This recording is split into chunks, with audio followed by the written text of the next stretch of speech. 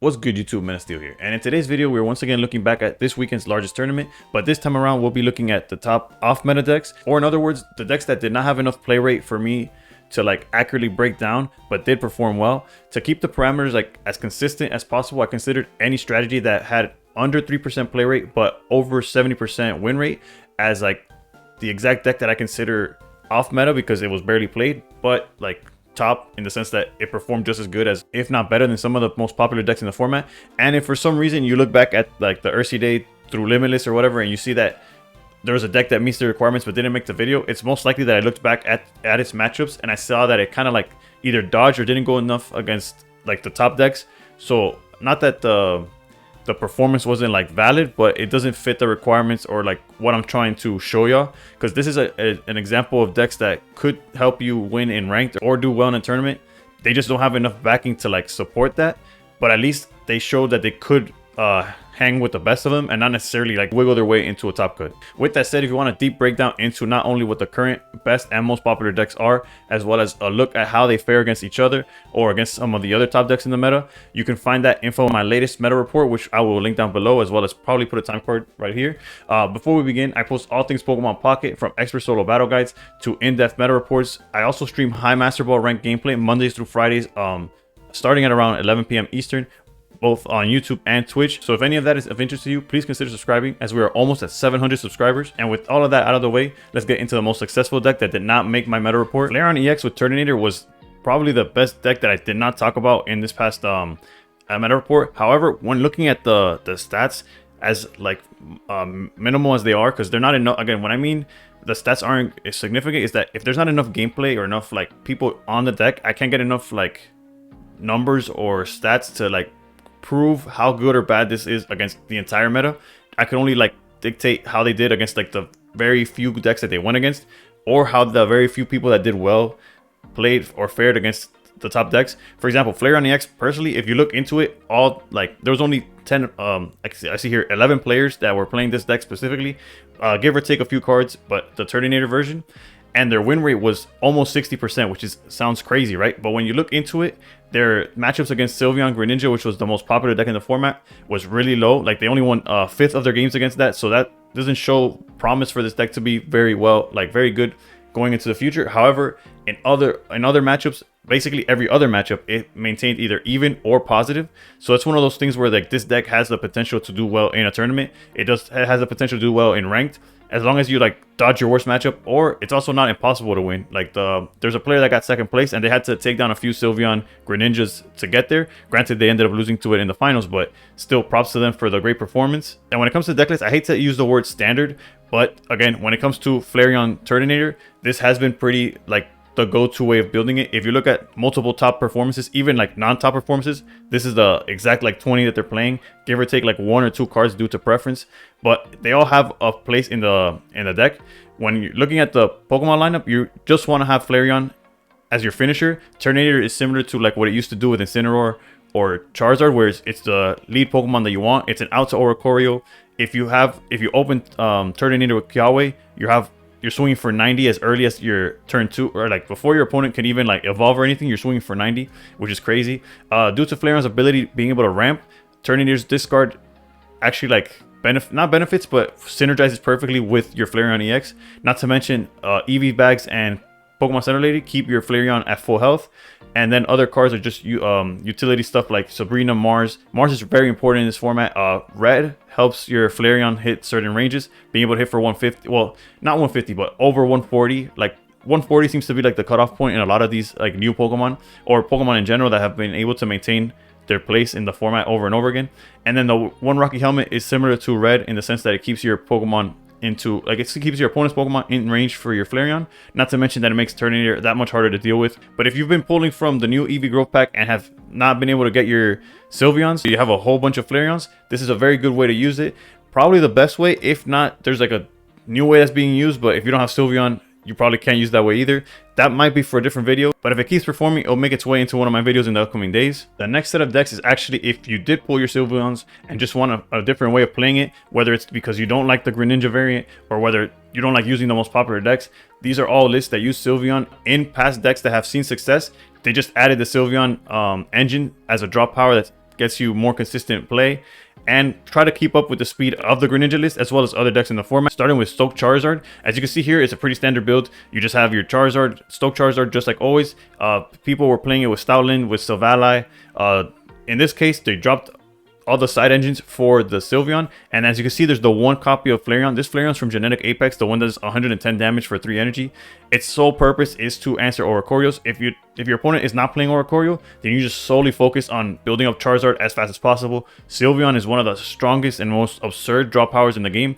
Sylveon plus Research, or being able to draw 2 from Sylveon and then pick which supporter you use, is currently one of the best, if not the best, like cards, like engines, whatever you want to look at it, in the game that we've seen to this point, and I don't see it being like trumped anytime soon. Granted, if they do, I can't, like, this game's gonna get crazier than it already is. The next deck I wanted to highlight was this Magnezone Sylveon deck, which is basically swapping out Shiinotic for the Sylveon engine. This is one of like the first things that came to mind when I saw Sylveon, is that can you just like 1-for-1 remove Shiinotic for Sylveon, and would it work? In the case of Magnezone Sylveon, there's 3 players that use this deck in the Ursi Day Weekly, and quite frankly, they added up all 3 of them into a total of over 60% win rate, which is crazy to me. And when you look at like how they performed, they actually did pretty well against Sylveon Greninja, and including the player that did the best, as I see here, they finished 11th place after everything was said and done, and they took down 3 of the 4 Sylveons that they went against. And it was actually the Flareon deck that we just looked at earlier that was what took it out of Top Cut. Who knows how far this deck would have gotten, because honestly, it seems to, across the table, have pretty good matchups against some of the best decks, and more importantly, the best deck. And when I say the best deck, it's very loosely, it's just based on, again, similar to how I ranked off meta as low play rate, high win rate. Just put high play rate and high win rate as the best deck. It's just the most popular deck in the format. This deck was doing very well against, so feel free to try it out. It's one of those that I might actually try on stream. But however, one of the bigger questions that I have to ask about this list is it worth putting Sylveon over the Shiinotic? And I guess time will tell whether people start adapting to just putting Sylveon into everything, or if it's just like a matter of like new toy, so they want to try it out. In a similar vein is this next deck, the Solgaleo Sylveon, which only had 1 participant using it. So this is what I mean when it's like super hard to like determine whether this is actually a viable strategy, or if this one guy or girl had like a very like lucky run. But in the case of this deck specifically, is that what knocked it out of the tournament was actually the deck we just looked at in the Magnezone. So basically, there's a bunch of team kills in the terms of like the off meta decks were just completely getting rid of each other, to the point where we couldn't determine could these decks actually hang with the best decks when they were like fighting each other. However, it's one of those decks that, although it was only 1 person using it, their matchups against the Sylveon Greninja were amazing. The only thing that they lost to in Swiss was Dark Giratina, and then they ended up beating Dark Giratina in Top Cut. So it's hard to determine what the future of this deck holds, but it's another instance where it's like, is Eevee Sylveon just better than the Shiinotic engine? I know it's definitely faster, it's just not as consistent. So it's like, give or take what you want to do with that. Also, another thing I have to point out is that this deck definitely just banks on the whole, like, let's not face Oricorio. It has no answer to Oricorio. At least Shiinotic, in some roundabout way, could technically beat an Oricorio. In this case, if this deck saw Oricorio, you just hope they had nothing else and just, like, stalled with Cosmoem. I really don't know. Looking at their match history, though, they didn't see any of that. So, and I'm sorry that I don't have it on the screen. Again, I'm working on how to make these videos as, like, easier to digest, or, like, better, like, information. I know a lot of it is like taking my word for it, but trust me, all the information I'm giving you comes directly from Limitless and the Ursi Day tournament in which I'm getting these lists, as well as their stats from. The final category I want to break down in this video would fall under the umbrella of Oricorio. Basically, if you're not into playing all these meta or the new EX decks, or maybe you just don't have access to the new EXs, because I'm aware that not everybody is in the situation where I am, where I just make sure I have all the cards so I could either make the content or try to climb as much as possible on ranked. So let's say you don't have access to Eevee Grove's cards, or just some of the EX from the past. The go-to, and if not your best option, is definitely some kind of Oricorio strategy. And there's 2 strategies that I saw that were very prevalent and very relevant in the past format, and continue to be according to the stats in this tournament. However, like, once again, like, the main thing of this video, they didn't get necessarily enough play for me to be like, oh yeah, this is perfect. But trust me when I say that they're still relevant. You'll still find them in ranked. You'll still see top players climbing with these decks in ranked. But yeah, Silvally Zeraora with Oricorio continues to have like the exact same lineup. And it's just a toolbox of like your favorite supporters alongside Zeraora, that if you're going second, you want to start null and apply pressure. And if you're going first, you want to set up Zeraoras and quickly start attacking as soon as you the turn comes back to you. And then there's always that one Oricorio to basically stop any EX strategy in their tracks. This list specifically was the one that performed the best in yesterday's tournament. However, it's to keep in mind, you could up Oricorio to 2 if you find that EX decks are still getting around the bird. But nonetheless, this is like the go-to non-EX Oricorio list. And then the final deck I want to cover, which to no surprise was my favorite deck of the previous 2 formats, basically, give or take a few cards. 2 formats ago it had Shaman. This last format had Pyukumuku. And this deck, like copied and pasted from last format, did perfectly fine in the Urshide, at least during Swiss. One thing that I do have to note is that even Simon, the streamer that basically put this deck on the map, has already done adjustments, adding Sylveon, funny enough, to the deck to make it like that much faster and to keep up with the newest meta cards. However, this list, as it was, still performed very well. Again, Oricorio goes a long way in beating some of like the biggest matchups in the format. However, you do struggle with, again, the most popular deck in the format due to like Sylveon, Greninja, and Greninja Oricorio having similar ideas. However, since they're so fast with their Sylveons, they get to Greninja more consistently. And with Greninja, they're able to out Oricorio. However, I am just highlighting decks that did well in the Urshide. So once again, the new updated version of playing this deck might find its way into a future video of mine if it continues to perform, and I feel like it's necessary to put it out there. Because if like it's just a hype and then it doesn't perform, I don't want to give y'all like a deck list without like the numbers to back it up or like proof or gameplay to back it up.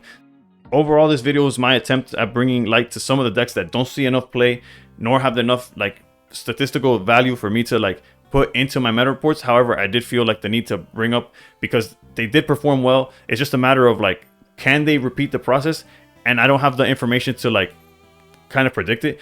If you saw my meta report, you were able to see how I'd say like, okay, like this deck did well, like Sylveon, Greninja did very well. However, I predict that it's not gonna repeat or get as dominant as other top decks in previous formats due to how it performed across the table. But I can't do this with decks that have only like up to like 10 players using it because they don't have enough reps for me to like, I guess, determine a pattern. Nonetheless, it's decks that I do believe have value and could be played, and maybe it's you have access to that you don't have access to other decks, or maybe you're just tired or bored of the meta and want to try out these decks that are kind of like not as popular. Regardless of your reasons, there's what mattered to me was putting out more deck lists out for my viewers to either be aware of or potentially use. If you enjoy this kind of content, I'm trying something new, like continually add different like aspects to the content that I'm providing, trying to post as much as possible, trying to continue to grow while it's still providing like relevant information. Basically, I'm trying to make videos that I would like to watch myself. So if you enjoyed the video or have any ideas on how I could improve the flow or the information provided in these videos, feel free to comment down below, as I'm just trying to improve with every upload. With that said, thank you for watching, and above all else, stay pro.